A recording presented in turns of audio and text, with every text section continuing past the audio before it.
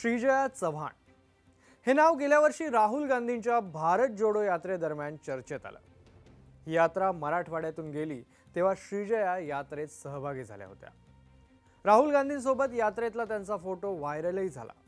अशोक चव्हाणांनी श्रीजयांच्या यात्रेतील सक्रिय सहभागाबाबत ट्विटही केलं होतं आणि तेव्हाच श्रीजयांच्या राजकीय प्रवेशाची चर्चा सुरू झाली होती। अशोक चव्हाणांच्या भाजप प्रवेशामुळे नांदेडमध्ये आता अनेक नवी समीकरणं जुळून आली आहेत। चव्हाणांना राज्यसभेसाठी उमेदवारी मिळाली, त्यामुळे भोकरच्या जागेसाठी श्रीजयांचा पर्याय चव्हाणांकडून पुढे केला जाऊ शकतो। अशोक चव्हाणांच्या या लेकीनं कायद्याचं शिक्षण घेतलंय। चव्हाणांच्या कार्यालयीन कामकाजात श्रीजयांचा नेहमीच सहभाग असतो। त्यांचं बरंच काम त्या पाहतात।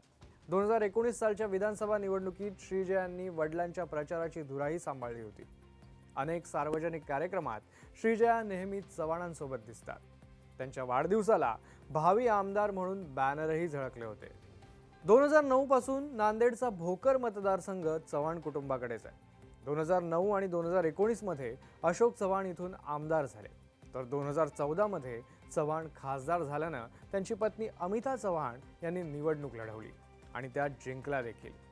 आता अशोक चव्हाणांची खासदारकी जवळपास निश्चित आहे, त्यामुळे श्रीजयांना भाजपकडून विधानसभेचं तिकीट मिळण्याची मोठी शक्यता आहे। दरम्यान अशोक चव्हाणांचा भाजप प्रवेश स्वतःसाठी नसून पुढच्या पिढीसाठी होता, अशीही चर्चा होते।